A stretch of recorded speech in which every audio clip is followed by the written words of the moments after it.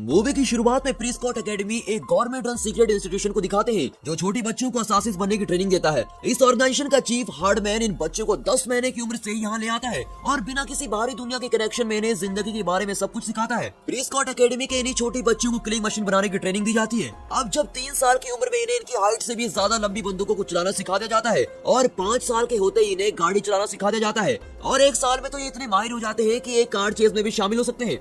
रोजाना ये लड़कियां तरह तरह की फाइटिंग स्किल्स पर काम करती हैं ताकि जब भी ये टीनेजर बने तो इन्हें खतरनाक मिशन पर इस्तेमाल किया जा सके और कोई इन पर शक भी न करे। हार्डमैन का सबसे जरूरी नियम ये है कि ये लड़कियां आपस में कोई रिश्ता न बनाए और इसी नियम के कारण लड़कियों के अनाथ होने के बाद भी इन्हें आपस में कोई मेल नहीं होता। इन लड़कियों को कोई काम नहीं दिया जाता, इन्हें इनके एजेंट नंबर से बुलाया जाता है। इस वक्त इनका बेस्ट स्टूडेंट नंबर 83 जो एक किलर की तरह शूट करती है और सबसे अच्छी फाइटर भी है, मगर इसे कोई रिश्ता न बनाने वाले नियम कभी समझ ही नहीं आता। एक दिन इन लड़कियों को एक डॉल में पेन घोपने का काम दिया जाता है। जहाँ हर लड़की ये काम कर रही होती है तो वहाँ 83 उस डॉल को अपने गले से लगा लेती है। अब ये देखकर हार्डमैन उसे बाकी लड़कियों के लिए एक बुरा एग्जाम्पल बताता है और उस डॉल का सिर फाड़ देता है। नंबर 83 के अंदर इमोशंस का पहाड़ बन रहा होता है जो कभी भी फट सकता है। जैसे जैसे समय गुजरता है नंबर 83 बहुत ही अच्छी फाइटिंग स्किल्स के साथ एक टीनेजर बन जाती है। उसका सबसे बड़ा कॉम्पिटिटर नंबर 84 है जो हमेशा से ही हर चीज में सेकंड रही है। नंबर 84 उससे बहुत ही नफरत करती है और अगर वो लोग एक ही एजेंसी के लिए काम न कर रहे होते तो उसे मार भी सकती थी। नंबर 83 को सबसे पहले एक्टिवेट किया जाता है जिसका मतलब ये है कि वो पहली लड़की है जिसे किसी डेंजरस मिशन पर भेजा जाएगा और ऐसे ही हर बार की तरह नंबर 84 इस बात से खुश नहीं होती, मगर उसके पास इस बात का विरोध करने का कोई अथॉरिटी भी नहीं होती। अब एक्टिवेट कर दिए जाने के बाद नंबर 83 मिशन पर जाती है और क्योंकि वो एक टीनेजर है उस पर कभी भी कोई शक नहीं करेगा। वो अपने सारे मिशन बड़ी ही आसानी से कर लेती है और हार्डमैन इससे बहुत ही खुश हो जाता है, मगर आज भी उसे एक नॉर्मल जिंदगी जीने में बहुत इच्छा होती है जो वो कभी जी नहीं सकी। वो अपने किसी मिशन पर अपने टारगेट पर नजर ही रखी हुई थी कि तभी वो पास में एक टीनेजर पार्टी को देखती है। वो उन सभी को पार्टी एंजॉय करता देख ये रियलाइज करती है कि उसकी लाइफ नॉर्मल नहीं है। वो सोचने लगती है कि उसने अपनी जिंदगी का बहुत बड़ा पार्ट मिस कर दिया है और वो अब अपनी टीनेज लाइफ को बेकार नहीं जाने दे सकती। वो ये डिसाइड करती है कि मौका मिलते ही वो इस इंस्टीट्यूशन से भाग जाएगी, मगर ऐसे करने से पहले ये जानना होगा कि एक नॉर्मल लड़की कैसे होती है। अब वो टीनेज लड़कियों के बारे में जानने के लिए गर्ल्स प्रिंसेस डायरी और क्लूलेस जैसी मूवीज देखती है। जब भी वो अपने मिशन पर होती है तो वो कुछ मैगजीन्स भी खरीद लेती है जिसे वो चुपचाप से बोरिंग मीटिंग के वक्त पढ़ती है। एक दिन उसकी यही आदत उसकी मुसीबत बन जाती है जब हार्डमैन उसे वो मैगजीन पढ़ते हुए देख लेता है और वो उसे एक इम्पोर्टेंट मिशन के बारे में बता रहा होता है। हार्डमैन उससे कहता है कि तुम्हारा अगला मिशन काफी खतरनाक है, तुम इसे सीरियस लो। फिर दिखाते हैं एक आर्म्स डीलर और माफिया की सबसे खतरनाक लड़की जिसका नाम विक्टोरिया है। उसे 8 घंटे पहले एक शहर में लोकेट किया गया है। हार्डमैन कहता है उसे 2 दिनों के अंदर जिंदा पकड़ना होगा, नहीं तो वो फिर से गायब हो जाएगी। नंबर 84 इस मिशन पर जाना चाहती है क्योंकि उसे लगता है कि ऐसा करने से वो हार्डमैन की फेवरेट बन जाएगी। अब कट करके दिखाते हैं विक्टोरिया एक कंस्ट्रक्शन जोन में 3 बंदियों के साथ मौजूद है जिन्हें वो बेइज्जत करके उनके मुंह से कपड़ा हटाती है और तभी अचानक फीमेल हॉस्टेज के मुंह से कपड़ा हटाने से पता चलता है कि वो नंबर 83 है और पलक झपकते ही वो नॉक्स पर अटैक कर देती है और उसके सारे आदमियों को मार गिराती है। अब वो नॉक्स को एक हुक से बांध देती है जो उसके ऊपर जा रहे एक एरोप्लेन से बना होता है। उन दोनों को ऊपर खींच लिया जाता है और नंबर 83 का मिशन पूरा हो चुका है, मगर नॉक्स के पास अभी भी उसकी बंदूक है जिससे वो नंबर 83 पर शूट करती है। नंबर 83 चाकू से रस्सी काट कर नीचे नदी में गिर जाती है और नॉक्स को ऊपर प्लेन में खींच लिया जाता है। जब हार्डमैन नंबर 83 को नहीं देखता तो वो उसके हाथ पर लगे एक डिवाइस के थ्रू कनेक्ट करने की कोशिश करता है। नंबर 83 नदी से निकलकर हार्डमैन को सुन लेती है, मगर उसका कोई जवाब नहीं देती क्योंकि उसके पास यहाँ से भागने का इससे अच्छा मौका नहीं हो सकता और ये उसके पास आखिरी मौका था यहाँ से निकलने का, इसीलिए वो उस डिवाइस को फेंक देती है। वहाँ एरोप्लेन में हार्डमैन को बताया जाता है कि नंबर 83 से उन्हें कोई भी ऑडियो या विजुअल नहीं मिल रहा। वो उसे इनएक्टिव डिक्लेयर करके विक्टोरिया से पूछताछ जारी रखता है। कट करके दिखाते हैं कि नंबर 83 एक न्यू आइडेंटिटी बना रही है जिसका नाम मेगन रखती है। वो न्यूटन शहर में एक हाई स्कूल में एडमिशन ले लेती है और रहने के लिए एक वेबसाइट के जरिए एक परिवार को खोज लेती है। एयरपोर्ट पर वो परिवार उसे वहाँ लेने आता है।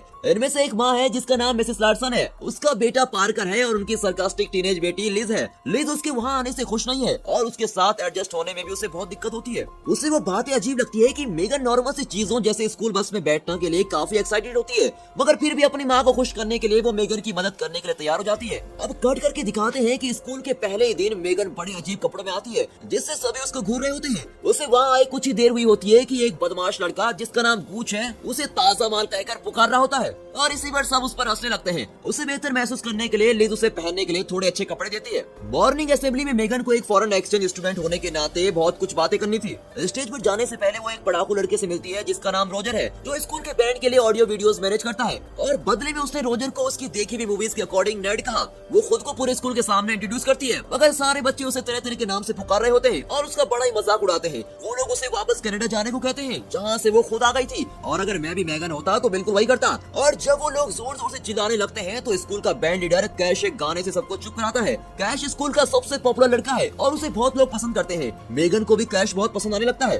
अब लंच ब्रेक के वक्त कुछ चीयर लीडर्स उसे उनके साथ खाने के लिए बुलाते हैं, मगर मेगन उसकी देखी हुई मूवीज के अकॉर्डिंग उन्हें मतलब ही समझती है और मना कर देती है। वो बायोलॉजी क्लास में रोजर से फिर मिलती है और उससे दोस्ती कर लेती है। रोजर भी मेगन को पसंद करता है, पर मेगन तो बस कैश के बारे में सोच रही होती है और अगले दिन उसे कैश का लैब पार्टनर बना दिया जाता है। अब क्लास की लड़कियां मेगन से कोई दूसरा पार्टनर बनाने को कहती है ताकि वो खुद कैश का पार्टनर बन सके। सारी लड़कियां कैश के लिए प्यासे जो रहती हैं। क्लास के बाद वो लड़कियां मेगन से कहती है कि कैश को वो लड़कियां पसंद है जो स्कूल के मास्कोट का रोल प्ले करती हैं। अब मेगन बेचारी भोली उन पर बड़ी आसानी से विश्वास कर लेती है और ये नहीं समझ पाती कि वो लोग उसे फंसा रहे हैं। मेगन ऑडिशन के लिए जाती है और तुरंत उसका सिलेक्शन भी हो जाता है और उसे अगले गाने की प्रैक्टिस के लिए बुला ले जाता है। कट करके दिखाते हैं कि प्रैक्टिस के दौरान कुछ मास्क पहने हुए आदमी उसको किडनैप करने की कोशिश करते हैं, मगर मेगन अपनी फाइटिंग स्किल से सबकी धुलाई कर देती है और ये देखकर सभी लोग बिल्कुल चौंक जाते हैं कि ये इतनी अच्छी फाइटिंग कैसे कर रही है। मेगन को लगता है कि वो लोग हार्डमैन के एजेंट होंगे, मगर वो तो बस स्कूल के दूसरे बच्चे होते हैं, बदमाश बच्चे जो बस परेशान करने आए थे। जब तो मेगन ये रियलाइज करती है, लोग उसका वीडियो बना लेते हैं और उसको तुरंत सोशल मीडिया पर अपलोड भी कर लेते हैं। अब मेगन ये सोचकर बहुत डर जाती है कि अगर ये वीडियो किसी ने देख लिया तो मुझे पहचान लेंगे। कट करके दिखाते हैं हार्डमैन प्रीस्कॉट एकेडमी में विक्टोरिया को इंटरोगेट कर रहा होता है। विक्टोरिया उससे कहती है कि उसका इस तरह से छोटी बच्चों का बचपन चुरा लेना बहुत ही गलत है, मगर हार्डमैन कहता है कि वो अच्छे काम के लिए वैसा कर रहा है। विक्टोरिया नंबर 84 में कुछ ज्यादा ही दिलचस्पी दिखाती है क्योंकि वो उसे वहाँ से भगाने के लिए इस्तेमाल करेगी। अब बहुत जल्द मेगन का वायरल वीडियो मिल जाता है और वे ये सोचते हैं कि मेगन अब किसी राइवल ग्रुप के लिए काम कर रही है। कट करके दिखाते हैं कि अगले दिन सभी लोग मेगन की फाइटिंग स्किल्स के बारे में बात कर रहे होते हैं। वो रातों रात स्कूल की सबसे पॉपुलर लड़की बन जाती है। जब कैश उसे स्कूल के बाद अपने बैंड प्रैक्टिस में बुलाता है तो उसका दिन तो और अच्छा हो जाता है। वहाँ पहुंचकर वो रोजर से मिलती है और कैश के आने तक उससे बातें करती है। रोजर को मेगन की पर्सनैलिटी बहुत ही पसंद है और वो उससे कहता है कि उनमें बहुत कुछ कॉमन है, मगर मेगन कैश के बारे में इतना ज्यादा सोच रही होती है कि वो समझ ही नहीं पाती कि रोजर उसे पसंद करता है। अब गूच अपने घर पर एक हाई स्कूल पार्टी रखता है और मेगन को भी इसमें इनवाइट कर दिया जाता है। मेगन ये सुनकर कुछ ज्यादा ही एक्साइटेड है क्योंकि उसने कभी पार्टीज एंजॉय नहीं की और सिर्फ उसके बारे में सुना ही है। उस दिन घर जाते वक्त मेगन को प्रीस्कॉट एकेडमी के लोग किडनैप कर लेते हैं। हार्डमैन को ये लगता है कि वो किसी राइवल ग्रुप के लिए काम कर रही है और ये मानने को तैयार ही नहीं है कि उसे बस एक नॉर्मल जिंदगी चाहिए। वो उसे सच बोलने का इंजेक्शन देता है और देखता है कि वो सच ही बोल रही है। हार्डमैन को ऐसा लगता है कि मेगन की जिंदगी पर पूरा हक उसी का है क्योंकि मेगन को उसी ने सब कुछ सिखाया है। अब वो उसे 2 दिन में बेस लौटने के लिए बोलता है और फिर हार्डमैन के आदमी उसे घर के बाहर फेंक देते हैं ताकि ऐसा लगे कि वो बस नशे में है। अब मेगन रोजर से अगली बार मिलने पर उसे गूंज की पार्टी में बुलाती है, मगर रोजर उस पार्टी में जाने से मना कर देता है क्योंकि उसके पापा पार्टीज को लेकर बहुत ही स्ट्रिक्ट हैं। अब मेगन कहती है कि रोजर के वहाँ होने से मुझे बहुत अच्छा लगता है क्योंकि पूरे स्कूल में बस रोजर ही उसका दोस्त है। उस रात मेगन लिज के साथ पार्टी में जाती है जिसे उसकी माँ ने जबरदस्ती उसे मेगन के साथ भेजा होता है। वहाँ वो नंबर 84 को देखती है और बिल्कुल चौंक जाती है, जो वहाँ हीथर नाम से आई भी होती है। उसे ऐसा लगता है कि हीथर को हार्डमैन ने उस पर नजर रखने के लिए भेजा है, मगर हीथर इस बात को ना तो मानती है और ना ही मना करती है। रोजर भी उस पार्टी में मेगन के लिए आता है, मगर उसे कैश को किस करता देखकर वो निराश हो जाता है। अब पार्टी के खत्म होने तक कैश उसे उसकी होमकमिंग डेट बनने के लिए कहता है। कट करके दिखाते हैं कि अगली सुबह हार्डमैन मेगन के स्कूल के बस ड्राइवर के भेष में आया होता है। वो वहाँ मेगन को चेतावनी देने आया है कि विक्टोरिया प्रीस्कॉट एकेडमी से भाग गई है और वो उससे बदला लेने की प्लानिंग कर रही है। वो उसे प्रीस्कॉट एकेडमी वापस आने के लिए कहता है, मगर वो मना कर देती है। अब बाद में दिखाते हैं कि मेगन और लिज कार में स्कूल जा रहे होते हैं, तभी उन पर एक मास्क पहना हुआ असासिन अटैक कर लेता है। कार चेज करते वक्त मेगन लिज को अपनी जिंदगी की असल सच्चाई बताती है। कुछ देर के बाद दोनों की कार एक जंकयार्ड में क्रैश हो जाती है। अब वो असासिन कार से बिल्कुल गायब हो जाता है, मगर मेगन उसके परफ्यूम को सूंघकर बता देती है कि वो हीथर ही थी। लिज कार क्रैश होने के बाद हॉस्पिटल में है, तभी मेगन वहाँ से चली जाना चाहती है इससे पहले कि उसकी वजह से किसी और को चोट लगे, मगर लिज उससे कहती है कि ऐसा करना और भी गलत होगा। उस दिन से दोनों में अच्छी दोस्ती हो जाती है और मेगन लिज को अपनी एजेंट लाइफ के बारे में सब कुछ बता देती है। अब वो दोनों होमकमिंग के लिए एक साथ कपड़े पहन लेते हैं और एक दूसरे को तैयार भी करते हैं। लिज गूच के साथ होमकमिंग पार्टी में जाती है, जो पिछली पार्टी में लिज से मिलकर सुधर चुका है। अब बेचारी लिज को क्या पता कि गूच अभी भी पहले वाला बदमाश ही है। वहीं दूसरी ओर मेगन कैश के साथ जाती है। मेगन ने सोचा था कि वो रात बहुत ही खास होगी, मगर कैश तो उसे ठीक से बात भी नहीं कर रहा होता है। वो समझ जाती है कि कैश का पूरा ध्यान बस सबसे पॉपुलर होने में लगा हुआ है। मेगन कैश को छोड़कर अब रॉजर के साथ जाती है और उसे डांस के लिए पूछती है, मगर रॉजर भी उसे मना कर देता है। रॉजर के मना करने पर हीथर चौंक जाती है और रॉजर फिर हीथर के साथ डांस करने चला जाता है। दोनों लड़कियां रॉजर के लिए लड़ने लगती है और पार्टी का सारा डेकोरेशन खराब हो जाता है। वे दोनों लड़ते लड़ते किचन में पहुंच जाती है और हीथर मेगन को चाकू से मारने वाली होती है कि तभी लिज चुपचाप से आकर हीथर के पैर में टूथपिक चुबा देती है और मेगन उसके सर पर मारकर उसको गिरा देती है। कट करके दिखाते हैं कि वो दोनों लड़कियां अपने घर जाती हैं, तो वहाँ विक्टोरिया और उसके आदमियों ने मिसेस लैडसन और पार्कर को बंदी बना रखा होता है। मेगन सबसे लड़ रही होती है कि उनमें से एक लिज को पकड़ लेता है। मजबूरन मेगन को परिवार की सेफ्टी के लिए सरेंडर करना पड़ता है, मगर फिर भी वो उम्मीद करती है कि हार्डमैन उसे बचाने जरूर आएगा।